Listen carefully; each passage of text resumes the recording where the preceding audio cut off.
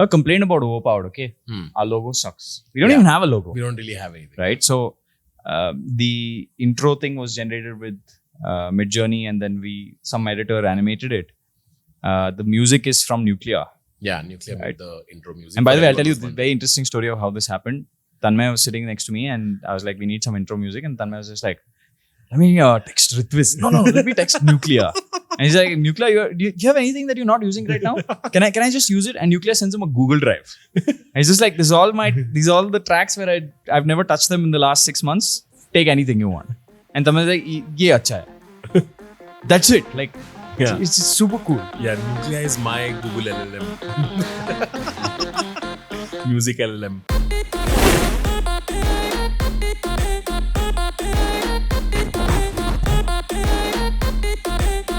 All right, so Apple launched Apple Vision Pro. I know you have a lot to say about this. I'll let you go first. Actually, I want to know what you think about this. I think it's very cool. In fact, I was watching Lex Friedman with Zuck yesterday. Did you watch that? I thought he had a good response. Like my first impression was, dude, how can Apple make something without controllers, which seems way cooler? And even Marcus Brownlee tested it in like, it feels so intuitive to just move your fingers and to select icons.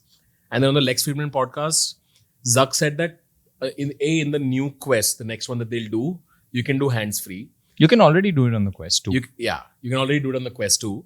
And he said that the controllers are a deliberate thing because he wanted to make something that is affordable by more people and specifically for gaming. Whereas Apple went for an entertainment type of thing, which is classic Apple, right? Like the whole thing is like it's for rich people. Cool. It's for rich people. It's cool. It's design. It's almost like, at this point, it's just a signaling thing. If you can afford Vision Pro, which means you have a certain class and a certain taste.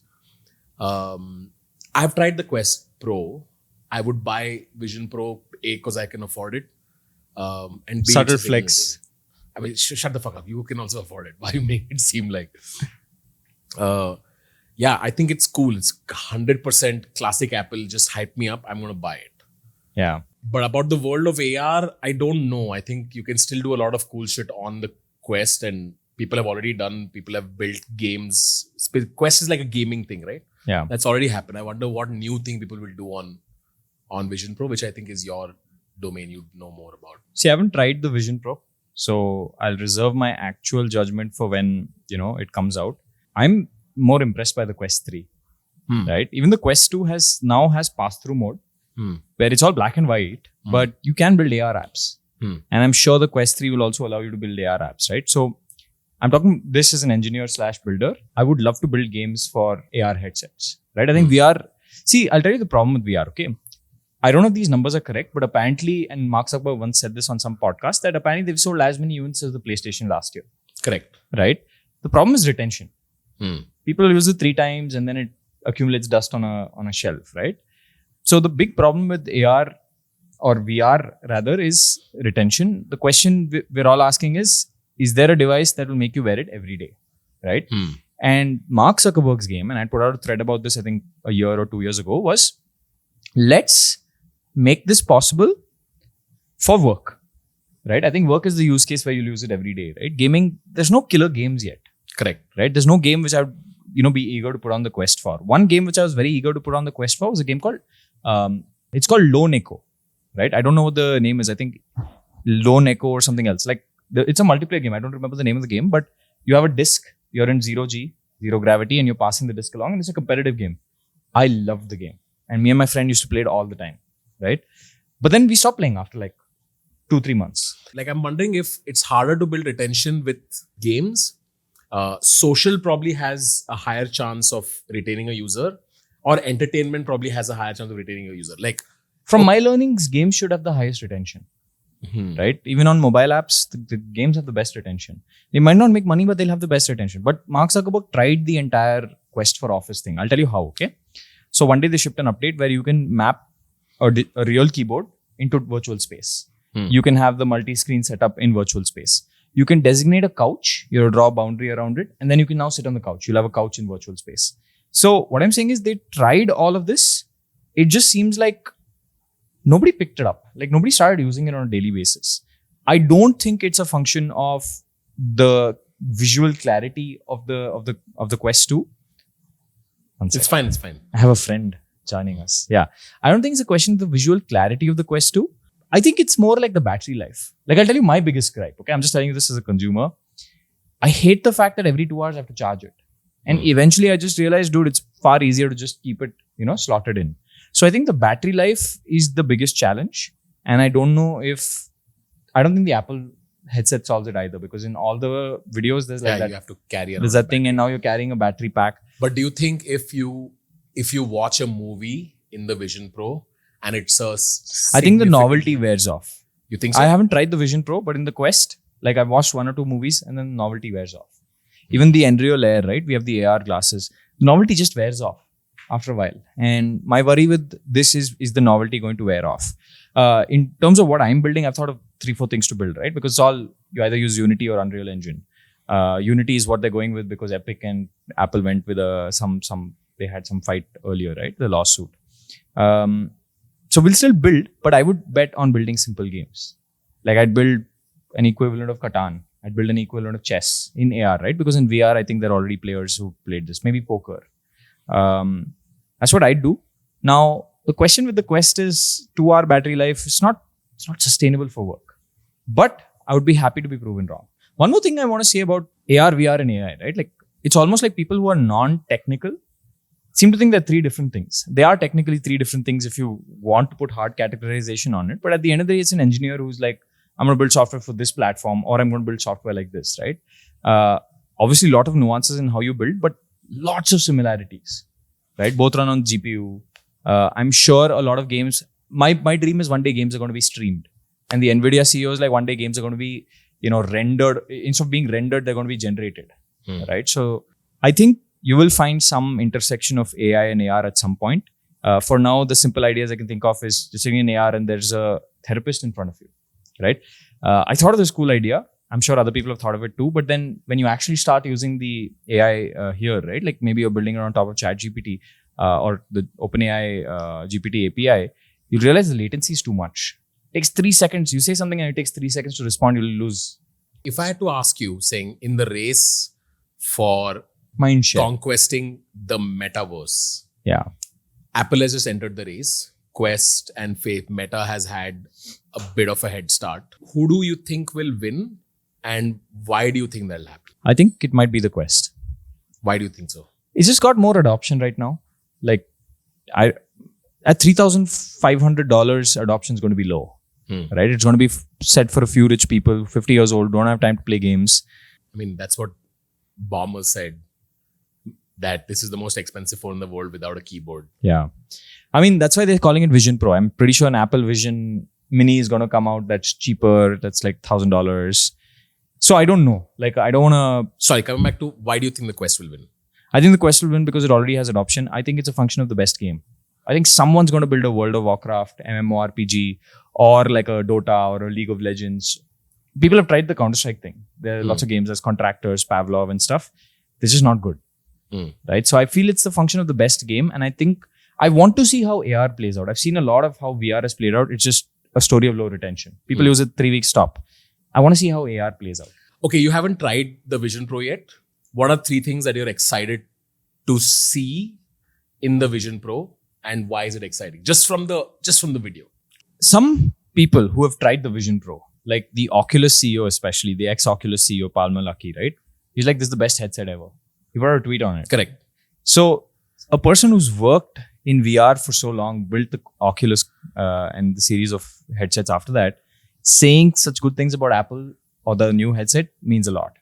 So I'm looking forward primarily because somebody working here for a very long time has said this is amazing and it's better than everything I've tried before. Now, agreed, there was some bad breakup between him and Facebook or Meta, but still, it is still a good signal, right? That's number one. Number two, what I'm excited about is the Quest actually has really shitty compute compared to what the Vision Pro has. The M2, right? M2. And apparently they've solved lag because they have a separate chip that's just doing, synthesizing all the sensors on the Vision Pro, right? So I'm really excited to see whether that latency converts to something. A lot of people have said putting on the headset means like it's almost like you're not there, right? Or almost like the headset's not there because everything is real time. With the Quest, even at 120 hertz, it still feels little bit laggy. Still feels like I'm putting something else on. I'm there's some magic that the door that stops the magic, right? So I'm really excited about the Vision Pro solving those problems. I just want to see it. Like I just want to use it. And then I think my thoughts will be more fleshed out. Palmer Luckey, do you know what happened between him and Meta? I don't know if this is true, but apparently he made a political donation to somebody that Meta didn't like. And therefore they kicked him out. And now he's working in defense. What do you think about Zuck's response to the Vision Pro? He wrote a company email and then he came on Lex Friedman's podcast. Dude, I really like Zuck. I used to hate him. Yeah, I used to hate him yeah. because of the internet. Yeah. But then the more I learn about him, the more I'm like, dude, this guy has been CEO of the company by himself, not given the reins to somebody else. Yeah. And has had the balls to say, okay, the next platform is going to be this. I don't mind tanking Facebook for this. Right? I think that's a ballsy move, by the way, to rename the company to Meta. like high conviction. And really, like, I've had investors, right? It's so hard to tell investors that, oh, you're doing this other thing because this old thing might not work, right? At my scale, okay. But at his scale, it's like, it's insane. So, and it's that's like public investors. Defining stuff. Yeah, it's public investors. They took a massive, hit on their stocks, on their stock price. So I like people who are willing to go all in and have, like, his incentive is not money. He's made enough money. So I know he's playing to build something really cool. So I just encourage it from a distance because I just love it. He's like this like man's man thing also going on right now. Like the jiu-jitsu and stuff. Yeah, the jiu-jitsu and then the Iron Man thing that he does. And, he smokes meats in his backyard as well. Like, I like Zuck a lot. And I used to, for some reason, I used to dislike him many years ago. I'm so stupid in hindsight. Like, I don't know why I did that. It's just because the internet hated somebody. I was like, oh, it's cool to do. It's like 5-6 years ago. Now I'm just like, dude, I don't mind being that guy. I won't. But, I wouldn't mind. You are like Zuck in the sense that you also seem like you're AI generated sometimes. I don't know why he got that. Now he seems more relatable, no? But, see, that's the thing. Zuck has done some nice PR, whitewash. He's like, oh, I'm going to do what Joe Rogan does. Because Joe Rogan is seen as the, whatever. Yeah. Very relatable guy. I'm going to go do jiu-jitsu. I'm going to show my family life. I'm not going to talk like a robot. So I really like him now. That's what, no, at the end of the day, no matter who builds what, you're like, can I relate to the person? Yes. Okay, I want to be. Like just the fact that he's giving a response is going to have so much attention and scrutiny on it. So not only did he respond, but it was a very measured take. Yeah. It was not, oh, these guys suck. Yeah, this is not good. It wasn't that. His reasoning was, hey, I think they're going for something. We are going a different path. We are going a different path. We've tried that, but that's not for us. And it made. Can I tell you one thing, sense. but I don't know if this is true, and this is my opinion on this. I think Zuck got locked. Like he's got locked. See, I know they released the Quest at lower price points or whatnot, but everybody in Silicon Valley wants to build a premium product, Apple-like product, okay? And Zuck for a long time said, we're going to do they have an expensive version of the Quest. He's like, we're going to move towards more expensive headsets over time. And we're going to try to bring the prices of those down, right? So put in good hardware, make sure the compute's on the thing. Because Quest, people don't know this, but you can actually use something called AirLink and connect your PC to a Quest. And suddenly all the graphics are much better, right? You run your processing on the computer itself. Zuck wanted to play the premium game, but now can't. Now he has to play the Android narrative. Yeah, you can't go up in culture. You can only go from top to down. So I feel like it's also a little bit of cope, saying that, oh, we will be the poor man's headset or every man's headset. Yeah. It is cope. Nobody would want to say no to the premium segment. Yes. Right? But the thing is, when Apple comes out, you don't have a choice but to fit there. So now he's going to go into customizability. Like you can see this in Meta strategy in general, right? Llama. They released the weights open source, right? They said for researchers only, but I'm pretty sure they knew it would get leaked. So I feel like he's being pushed into the Android direction. I don't know if there's a business there. There is a business there, but is it his choice of business? Don't know. Everyone wants to do premium. All right, let's move on. Runway Gen 2 came out. Prepare yourself for the exhilaration and sheer chaos of interdimensional clown wrestling.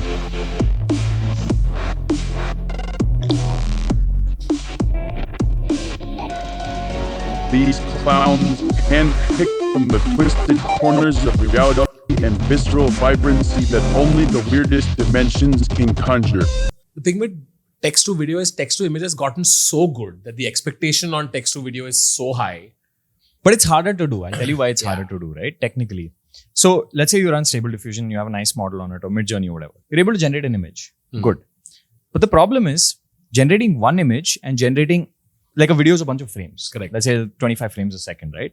You're generating many, many frames. Frame to frame cohesion, even if you get great outputs on frame 1, frame 2, frame to frame cohesion is hard. It's hard. Yeah. So you'll see this in a lot of like Kyber, for example, has this issue, right? Let's say you have a small plant there in front of you and you're taking a video of the plant and you're just moving around. And maybe there's a dog in front of the plant, right? As you move around, the plant will start changing shapes. Correct. Frame to frame, it'll go from plant to something else that looks like a plant to some other thing that looks like a plant, maybe different plants even. Correct. So there's no frame to frame consistency. Correct. Right? And I think that's the biggest issue with text to video. That's why people are currently using like video AI tools where it's like for a moment in using a video as a base layer, you can imprint it's a filter. Other stuff on it. It's a filter. Yeah, I think the best use case is a filter. Right? Like Snapchat, Instagram have already proved this, and I think there are now tools where it can convert you into anime form. I think text to video, it's not even text to video, it's video to video, will be great for filters, right? Yeah. And I think it gives a lot of editors great tools, right? Like, so last year we were thinking about what to start. Like Achina was thinking what to start, right? We want to teach something. What do we teach? Which of these are going to expire over the next 1 year? The one thing we were sure not going to expire over the next 1 to 2 years is video. Like it's just frame to frame consistency is so hard. It's such a hard problem. It's an unsolved problem. It'll get solved someday, right? Maybe 5 years, 6 years down the line. But you still need somebody to weave it together. You still need somebody to do the narrative. So Achina was bullish on the cohort, and so far we've been right. And I think we're going to continue to be right over the next 3-4 years, right? This is the video editing cohort that you guys do on AV. AV does a video editing cohort. It's at avtv.com. Achina runs it, but I mean, and it's also like we're so bullish on video that because see, text is taken away as a domain, right? Because ChatGPT has come out and a lot of people who are writing SEO content are just like fizzling out. So where are they going to go? It's video. And Google, if you see above the fold, they're now showing 3 videos, right? Because they're now going to do a fold thing. So if SEO is going to go, something's going to take its place. Companies have realized this. Right? All the largest companies now come to Achina and just say, hey, how can you do video for us? So we saw such a big opportunity. Therefore, she kickstarted the cohort. But anyway, coming back, I think this is great as a horror format right now. I think there is like, seriously, somebody's going to make a channel that does horror and video. Maybe text to video, like this tweet says that I predict that generative video will emerge as a form of media in its own right. Yeah. So maybe we won't get text to video in the way we are getting text to images, which is extremely accurate images based on how descriptive you are. Yeah. But maybe text to video can be a new style of video. Yeah. I'll tell you one more else. problem. I'll tell you one more problem with images and video. Okay. This is just in usage patterns. So when you use Midjourney, you get 4 outputs. Sometimes you like the output. Sometimes like, give me more variants. How do you use text to image? I'm very like pessimistic about art jobs. Right. And the main reason is this, right? If you don't like an output, you can generate 1,000, pick one. Correct. With video and even with code, you can't easily do that. Even code, I'm bullish that it'll help engineers, and a lot of engineers will be 10x, 100x engineers, but everyone will need to know how to code, right? And the main reason is you get a code base or you get a full video. Let's say you want to change 3 frames in the video. Correct. Let's say you've given a prompt saying, okay, Rahul Dravid sitting and sipping coffee on Mount Everest, right? And maybe some part of the video is not great. Right? Maybe he's sipping coffee the wrong way, or his pinky's out, or you want his pinky out. You can't go in and change that now, because now the entire video will change. It will generate something from scratch with Rahul's pinky out, but the Mount Everest behind will change. That's right now though. Yeah, even in the future, right? You don't have fine control over any of these AI models. Even with Stable Diffusion, you don't. Even with Midjourney, you don't. You can't, like, even if you tell Midjourney, oh, I want a character sitting there sipping a cup of coffee, it's not exactly what you want. And if you want to remove that cup of coffee, you'll have to take it and generate a fill. By the way, I generated an image of, this is after my channel got hacked, I generated an image of, and the prompt was that, hey, generate an image of an Indian man sitting in front of a computer, studio's on fire, and he's showing the thumbs up. Yeah. Okay. And it generated accurately. Yeah. So if it's like one specific action that you want a person to do. No, it's about change. Say you like an output. The problem is this, right? You love an output, you want one change, now you're done. You can't do anything. Yeah, you can't be like, retain all of this shit. This happens on Midjourney as well. Yeah. I can't be like, retain the posture, but just change the clothes. I can't do that. Exactly. And for that, you'd use generative fill, right? So the equivalent of generative fill for video is very hard. Because if I say, okay, this one small thing in the background, I want this to be something else. Now you need to have frame to frame consistency. So it's very hard to do generative fill. And that's a video editor's role, honestly, right? Like if you want some graphic to come in or whatever and then swipe out. So what I believe with text to video, text to image particularly is a lot of people look at a lot of outputs. Like you would have seen 4 outputs of the thumbs up. You'll be like, I like this one. Correct. The minute you want to edit that, you're screwed. But with code bases, you generate an entire code base and you're like, oh, I want to change this one file. Now you need to know how to do it. Now you need to learn how to code, right? So you have create capability. It's like we have this thing called in tech called create, read, update, destroy, right? If anything on the database, simple operations are create, read, update, destroy. Create means you're creating a new piece of something. Read means you're just looking at it and whatever. Read means you're just looking at it. Update means you want to change something. And destroy means you want to delete it. So we have CRD. We don't have U. Correct. Right? So you don't have edit capability. If you're okay with abandoning the edit capability, like in the sense of generate 1,000 image variants and pick the right one, then great. But if you want to go, like if you want to edit anything, you need to have skill sets. So let's try it. Let's try to generate something. So what we're writing is Steve Jobs sitting on a mountain drinking coffee with a pinky finger out. Right?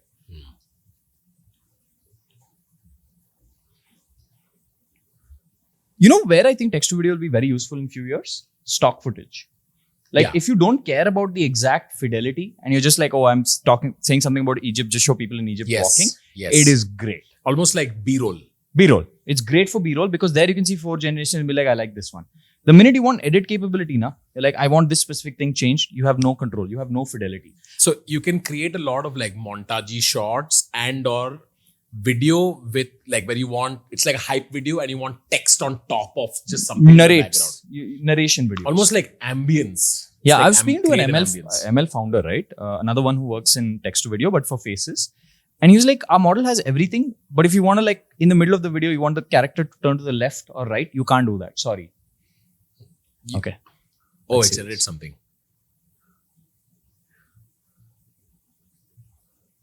See? It's not getting the... It's not doing the pinky finger out. But one day this will be great for stock footage. It's pretty good for general feel of what you're going for, but not the exact thing. Yeah. I think the stock footage to create a movie or a video will be available at some point. Like you want to do Terminators walking in and Arnold Schwarzenegger looking at them and like turning around. If you're okay with sacrificing fidelity, this is great. Let's try creating something which is just like an ambient film over which you can overlay text to make like a hype video, right? So say for example, shooting stars in the sky. In the sky with text on top. No, text we will add. No. So shooting stars in the sky. Yeah. Yellow clouds with rain. With rain. Yeah, this is perfect. This is stock footage. This is stock footage. Right? And this is what it's trained on also. So it will generate something really good. So yeah, I was talking to a founder who's worked in ML for a while. He has a text to video platform, but for for talking heads. And he's like, we've got everything. Like you given some words and it'll do it for you, but we don't have fidelity. Like if you want the actor to look left and say something or move their right hand on frame 3 and say something, sorry, you can't do that. So you lose edit capability, but the create capability will be damn good. Like in 5 years, it's going to be so good. You don't need to turn anywhere for stock footage. Okay, let me ask you a question. If I own a production company right now that produces specific scripts, like there's a script that's written with a celebrity in a specific manner where they need to behave and say a certain line. Is my job in danger because of text to video generation? No. I think, see, as a director, right, you want that finer control. You want Alia Bhatt to look slightly 35 degrees to the left, saying something and putting her hands up or being super excited. There's a reason retakes happen, right? They'll want you to retake 10 times. The problem with this is you need to look at 1,000 generations. And it's not like right now we're generating stock footage, right? But let's say the entire segment is a minute long. Do you have the energy to look at 1,000 different generations of a minute long video and then pick the right one and then say, oh, this is the base? There'll always be something you want to change. But on set, it's very easy for you to change that. Right? For you to say, okay, move to the left slightly, do this slightly, do this slightly. And directors, 99% of the time, whatever I've seen, they're always asking for micro changes. So as a director right now, I can ask a person to go from A to B, right? And AI can make something go from A to B. But actually, the process of going A to B requires you to go from A to A.1 to A.2 to A.3 to A.4 to A.5 to eventually reach B, which right now AI is unable to give you any possibility to change something at 8.3, 8.4, 8.5? The word is called fidelity. Right? And what I'm saying is you can't even do fidelity in images. Like it's so hard to do fidelity in images, but images are very easy to walk into like on Photoshop or something and change small things out. Right? Or with images, you can just beat it with volume. Generate 1,000. Correct. Find maybe you like the 18th one or the 118th one. You can just be like, let's roll with this. It's one image. But with a video, every frame, it's almost like every frame you're looking for something. Right? So it's almost like that same 1,000 multiplied by the frame rate, multiplied by the number of seconds the video goes on for. I don't think anyone has the patience to look through so many generations. So production companies can breathe safe for now. Yeah. But I think stock footage, like if I'm doing a narrative, like we will definitely be using this to create narrations. Like if I'm narrating something and I don't want to generate the B-roll, we will use this to do B-roll. Like skies, stars, people moving in Egypt. Something that's generic, I would use this. Oh, play this. This video is ready. So good. This is great for as stock footage. Yeah, it will replace stock footage. So you're making a marketing creative.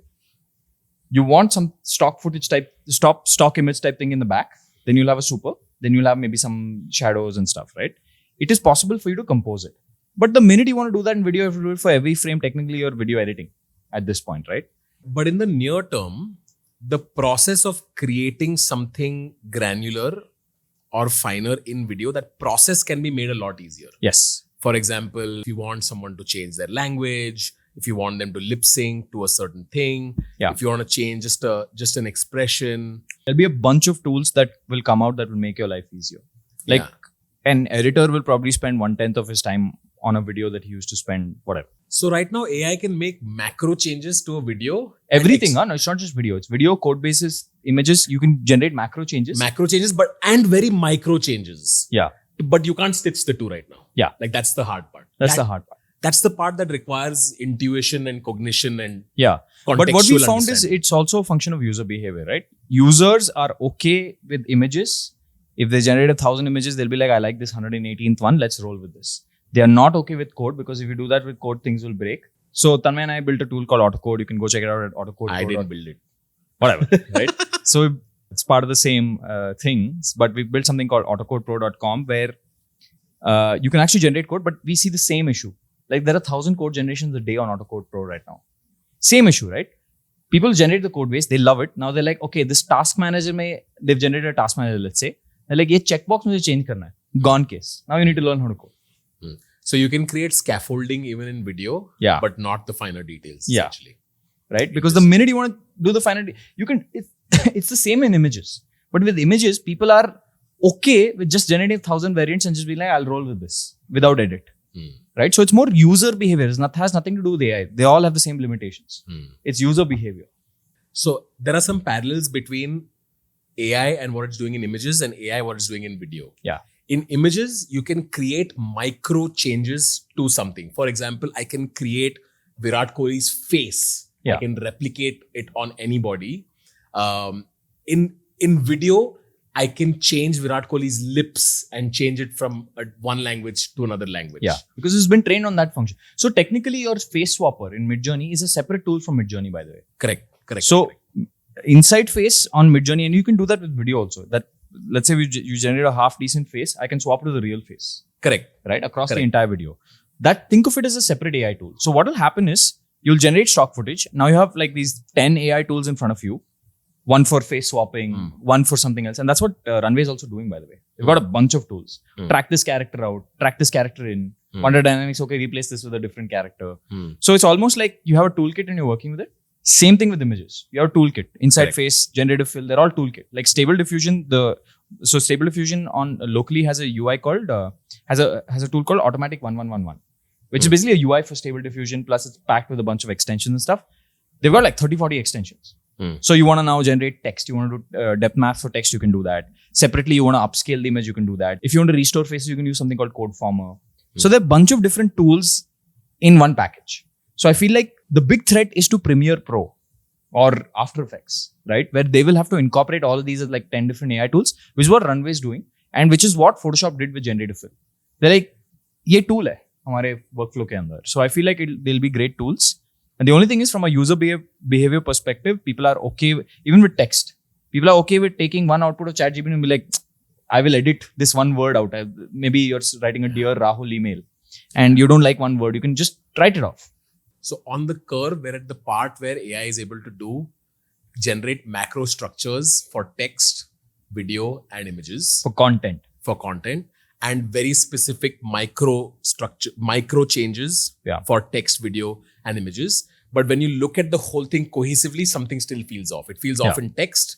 It feels off in images where Ranveer Singh's face will be exactly like his face, but the dude in the background will have 7 fingers, right? Same thing in video. I can make Virat Kohli's mouth lip sync in a different language, but some shit will be off in the broader video. Like, there's a dog instead of a man. But I'll tell you. With images, I'll tell you. Let's say you generated a picture of Ranveer. Behind Ranveer, there's a guy with 7 fingers. You can discard the image. You can be like, I'll generate this 100 times. Until I find something. One image where all the fingers are fine. Tough to do. You can do that. With video, you can't do that. Because frame 1 will have one guy with 5 fingers. Frame 2 will suddenly be 7 fingers and you're done. Yeah. You're done for. And every time you want to just make that one micro change, you have to regenerate the whole video. Exactly. In which case, Ranveer Singh only looks different in each one. Exactly. This is a fucking irritating part in AI. Yeah. Where it's almost there, but not really. Oi, Tanmay, let's work on something, okay? Yeah. I have a complaint about Overpowered, okay? Our logo sucks. We don't even have a logo. We don't really have anything. Right? So, the intro thing was generated with Midjourney and then some editor animated it. The music is from Nuclear. Yeah, Nuclear made the intro music. And by the way, I'll tell you the very interesting story of how this happened. Tanmay was sitting next to me and I was like, we need some intro music. And Tanmay was just like, let me text Ritviz. No, let me text Nuclear. And he's like, Nuclear, do you have anything that you're not using right now? Can I just use it? And Nuclear sends him a Google Drive. And he's just like, these are all the tracks where I've never touched them in the last 6 months. Take anything you want. And Tanmay was like, ye acha hai. That's it. Like, it's just super cool. Yeah, Nuclear is my Google LLM. Music LLM. So we don't have a logo. So right now we're going to try and create a logo on Midjourney. I tested some stuff out at home. I tried to recreate a logo for my channel. And turns out that if you give very specific instructions like create vector art using simple lines, it can actually do a very decent job of it. It doesn't do text very well. So let's do it. Let's generate. Okay. Robot sitting in front of a computer, laughing, vector art logo, simple lines, graphic design.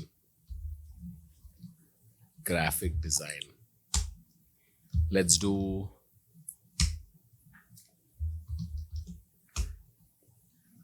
a robot. What about a stamp? Huh? Like a retro stamp, but with like futuristic robots. With futuristic robot, okay. Because India, like famous images from India, if you actually Google it, you'll find some stamps. Stamps, okay.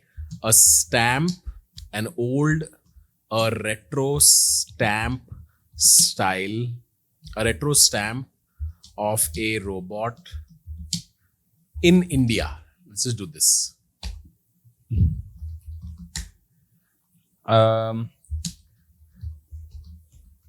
A retro stamp of a futuristic Indian robot. Let's see what that in front of Taj Mahal. Taj Mahal is the intro, no? Okay, so it created these characters. These are boring. This is really cool. But Let's see what the should evoke like some sort of happiness. This is cute. What do you think? It's cute. I like the style of a stamp though. There's just something nice about blending the past with the future. Yeah. But instead of maybe just a robot, what if we did a robot and a human? Holding hands. Or like a humanoid. A cyborg. A cyborg. I love this stamp. Yeah, it's a cool stamp. Okay, try that again. Let's try. Imagine a retro stamp of a robot and a human holding hands. A retro stamp of a smiling robot showing the thumbs up. Or did I say a retro robot? A retro stamp of a robot, of a humanoid. dancing, stamp style, Indian. Oh, I love the first one. It's scary, but I love it. It's like depressed and scary, but I love it. No, the second one is nice, right? The second one is happier. I like the first one. It's angry or sarcastic or whatever. Yeah. Dude, I love the first one. Dude, I really, really, really like the first one. I like the third one also. The third one was also nice. This is the robot dancing. Dude, I really like the first one. It just eventually you'll have haters, and it's a great thing to show them. Let's look at the prompt for the one that you like. A retro style. What did it say? A retro Smiling, stamp of a smiling robot showing the thumbs up. Can we do the same thing? Thumbs down. Why thumbs down? No, just copy that. This thing. The first one. Not the first one. Just copy that prompt. Let's make it slightly happier. That robot, a retro stamp, a retro detailed. Do you want to try Niji on this? Let's see what happens. Yeah, stamp of a smiling robot. Dude, I really like the first one. Laughing robot showing the thumbs up. Dude, that thing is so good. The Niji version doesn't work for a logo. Yeah. Go to the one that you like and just click on variations. No. Do you want to add or change anything? Oh, you can now remix prompt. Yeah. A retro But stamp it won't be perfect. of smiling robot showing the thumbs up. India in the background. No. Do Taj Mahal. Taj Mahal in the background. So this is the Niji one. I like this. This is decent. Even this is nice. See, you asked for variant. So that first one, none of these look like that one. No, the first one in this looks nice. It's happier. It's the same robot, but it looks happier. No, the background's changed. That's why I said you don't have that level of fidelity. Like this one looks aggressive. I like the aggression. It looks happy, but also depressed. You're a fucking weirdo. There you go. The third one, I like the third one. It's not giving you Taj Mahal though. Yeah. But yeah, it won't give you exactly what you want, but after tinkering around, we can probably right now. Or you can edit, right? You can go in Yeah. and generate a fill. I mean, it's a process. But because you're in Midjourney and we don't care so much about fidelity, you can generate 50 variants of this. Right now, our packaging is like a futuristic Taj Mahal, and then the camera zooms in with cars and all whirring around.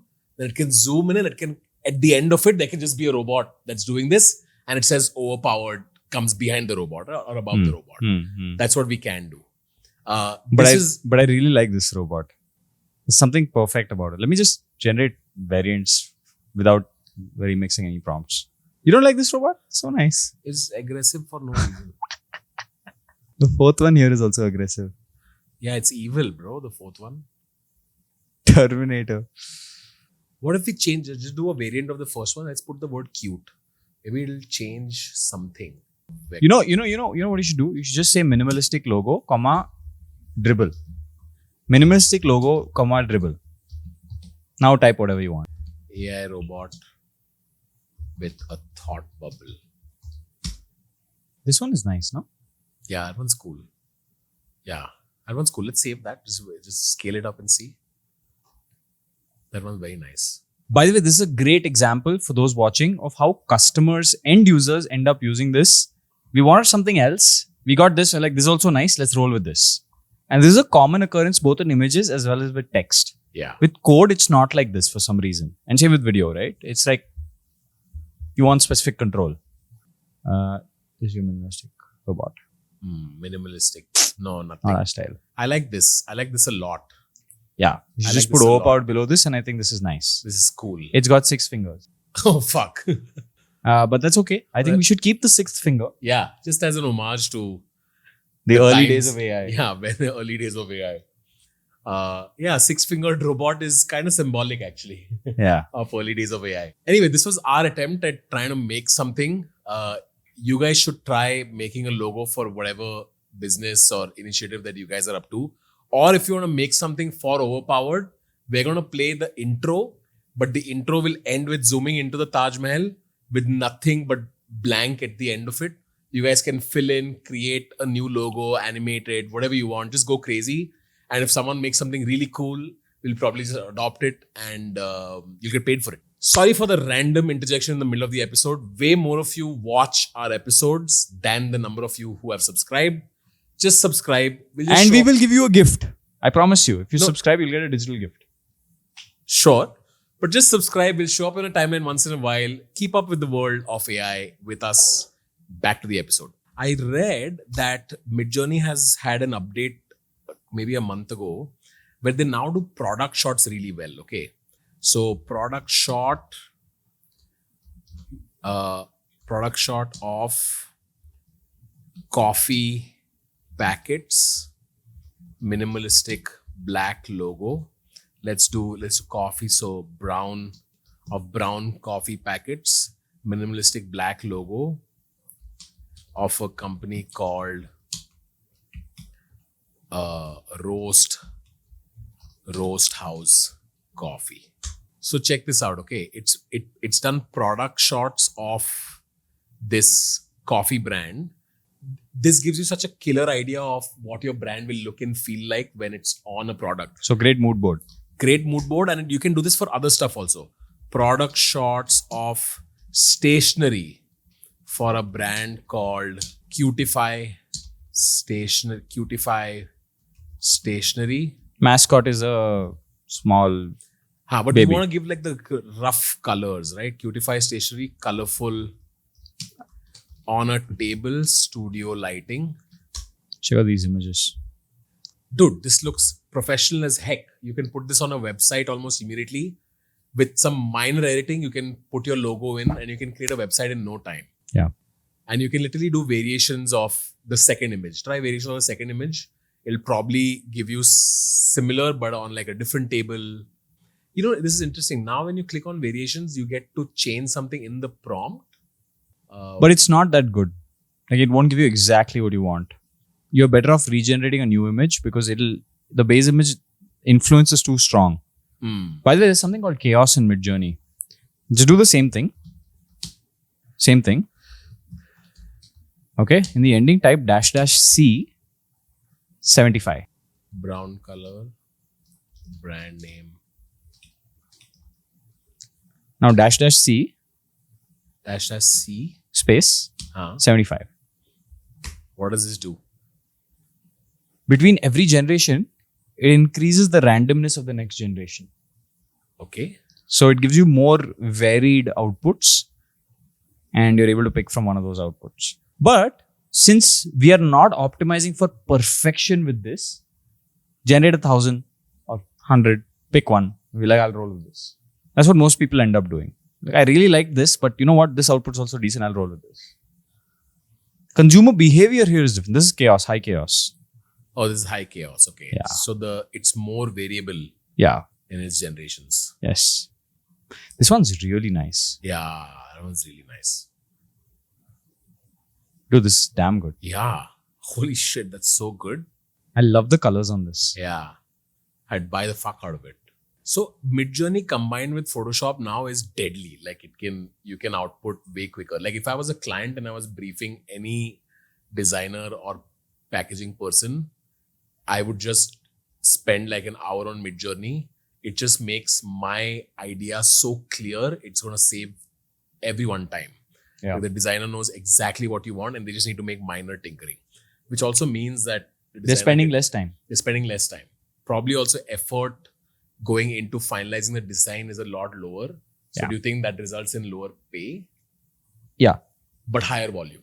Yes, higher volume. That's why I said it's all about the brand. If you're a designer, dude, top 1% of every field is going to exist. They're basically going to be making edits on top of AI in Correct. every field. Okay.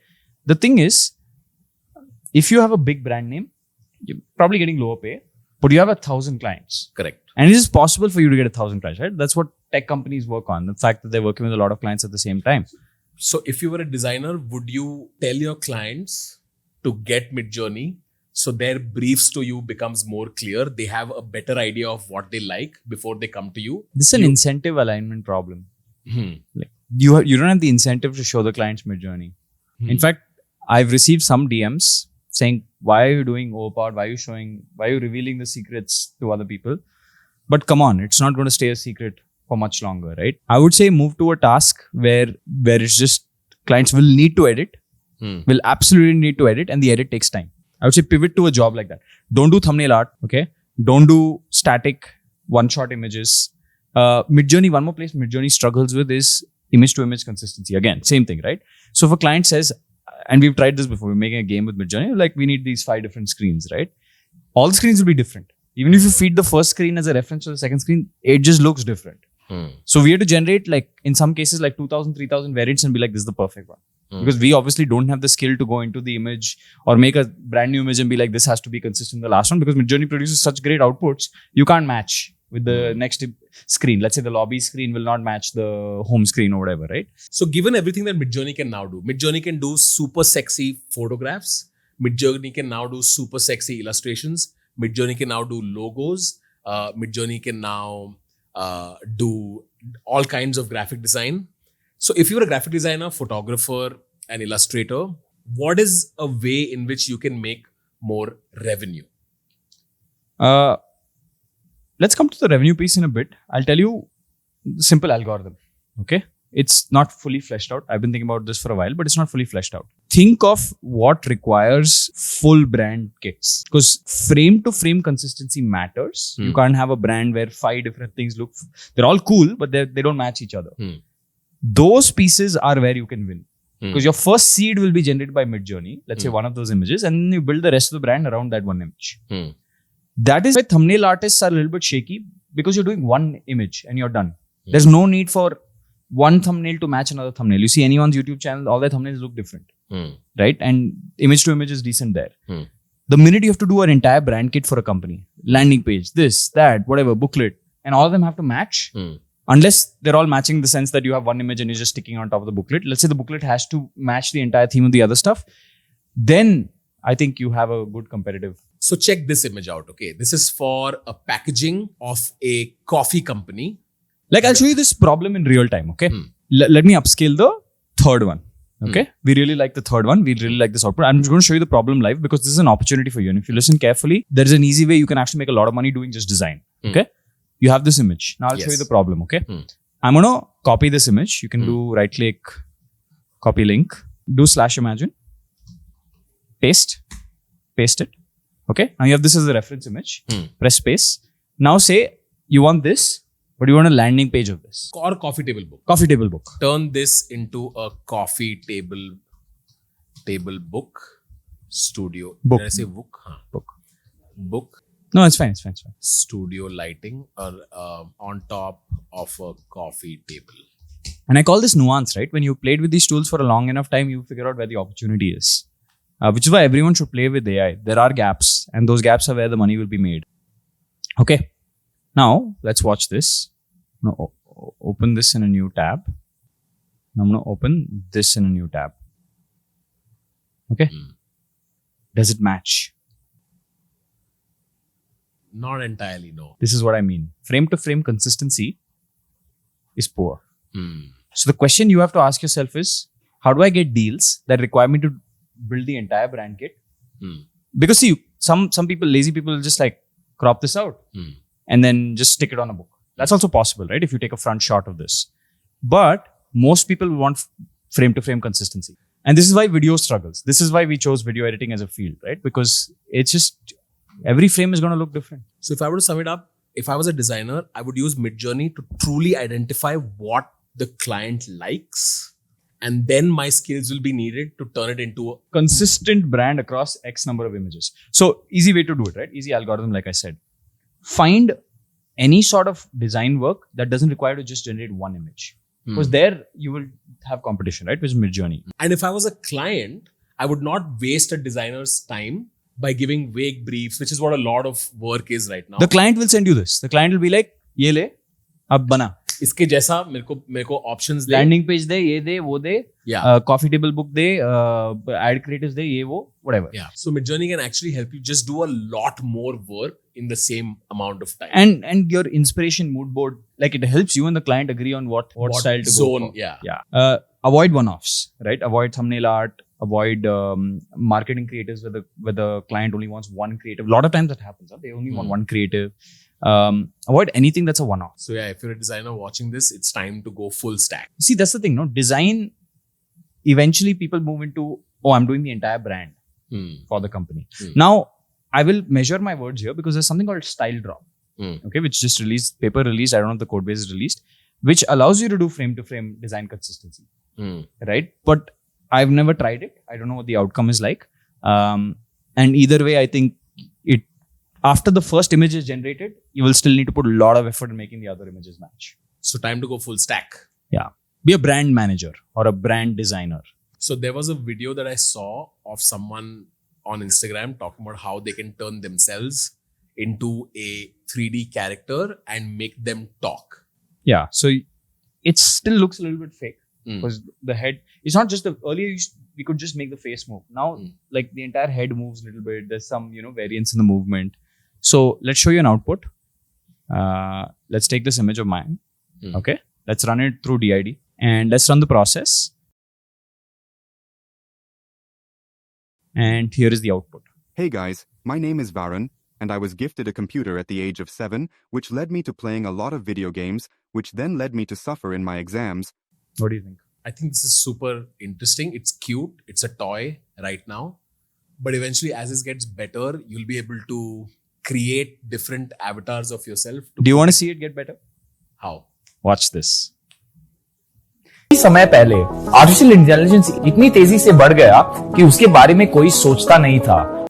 So this is with the entire body moving, right? So the body is moving. Actually, this is replacing just this part. So you have to shoot some base footage where you're just like standing and like moving your head a few times.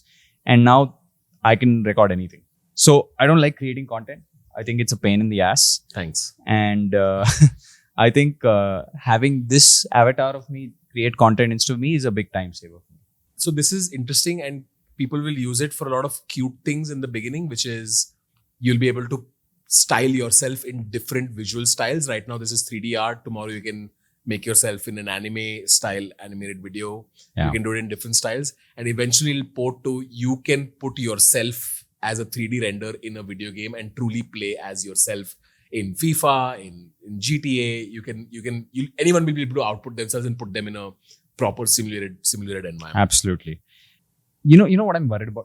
I'm not worried about it, but I think there's a good opportunity here. A lot of very good video editors who have good stories to tell, but too shy to get in front of the camera.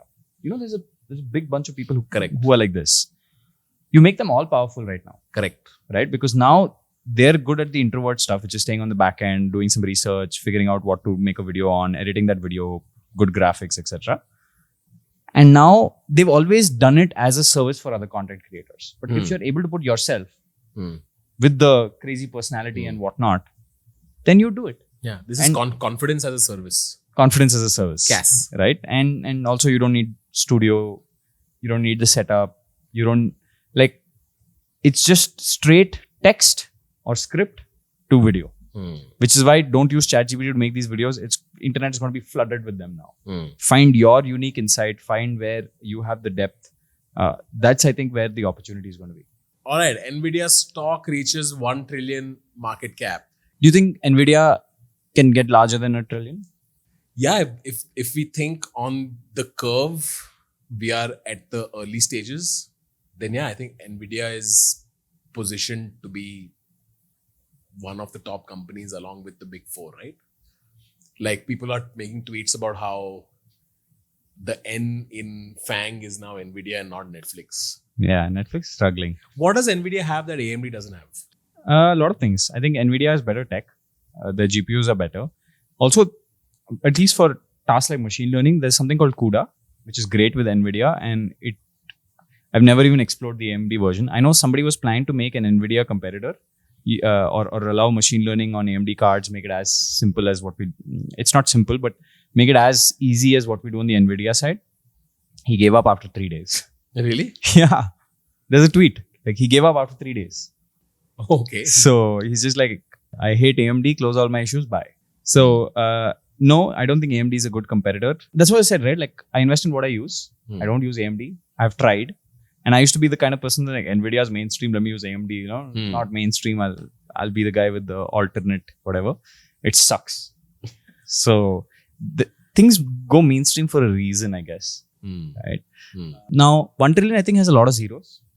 I don't know if it's overpriced, underpriced. I'm sure some famous stock market analyst has this thing. I just don't know. 1 trillion is a lot of zeros. I've never been there. I don't know what it takes to be there. In the last 6 months, we've seen the rise of two people to be at the front and center along with Elon, Tim Cook, Zuck, which is Sam Altman, and the CEO of Nvidia also. I have a question that's not related to all this actually. What do you think of the Sam Altman event in India? So, by the way, Tanmay and I were planning to go, and then Tanmay said, let's not go. You want to tell them why? I said we shouldn't go, A, because it was very last minute.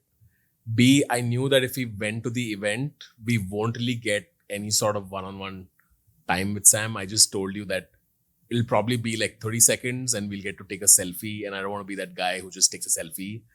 I think if we continue to work on Overpowered and if we continue to do, put products out, work with developers, build a real AI community, we will get a warm intro with Sam at some point. At some point, Sam will hear that, hey, there are these guys who are doing an AI thing in India where they have a pretty large community. People follow them. Maybe it's worth doing a 30-40 minute podcast episode. Yeah. So that's why I said that we should not go to this event just to click a selfie. Like, I don't want to be that guy. Sir, one picture, please. Sir, one picture, please. And you click it. And it's always like they're getting whisked out of the room and you're on the way. You just click the picture and they look disinterested. Have you seen some of the pictures on I Twitter? have It's like seen Sam some. like walking away. Yeah. Please. Varun sent me a picture of someone who took a selfie with Sam and just said, you were right. I said, yeah. I knew this is what it would be like. So these events are, I get what Sam's trying to do.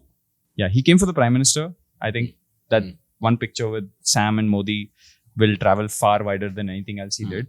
And also what an event like this does is the whole startup sector talks about it. And the more everybody feels like, holy shit, AI is here. Literally the CEO was here. He's meeting the Prime Minister and he's doing this thing. So it makes like, I've seen an uptick in the number of startup founders talking about AI publicly. Yeah. Like there were whispers and murmurs like 3 to 4 months ago. And now it's like the catch out of the bag. It's pretty obvious now that everybody needs to be AI assisted. Me and Varun also have been discussing, because ever since we started Overpowered, there's just been a lot of inbound of a number of people who want to tinker around with AI. But right now we were just doing content, but with figuring it out how we can actually work with companies and startups. Anyway, I'm all for more such events. I think the more time Sam spends here, the more it actually genuinely boosts the interest in AI from the whole startup ecosystem. And next time he's here, will you go? Depends how much time we get. If 5 minutes sitting in the crowd, not worth it. Right? Because you'll get called out of context. I would rather have him here. Sam, come, let's discuss. You're always invited. Please come on Overpowered and please tell us how we can build a foundational LLM that can compete with ChatGPT. Sir, you tell one how to please disrupt one. Anyway, that's for today's episode of Overpowered. Hope you guys enjoyed it. Do hit subscribe and get cracking on your logos. Get cracking on the packaging. We'll see you on the next one. Bye.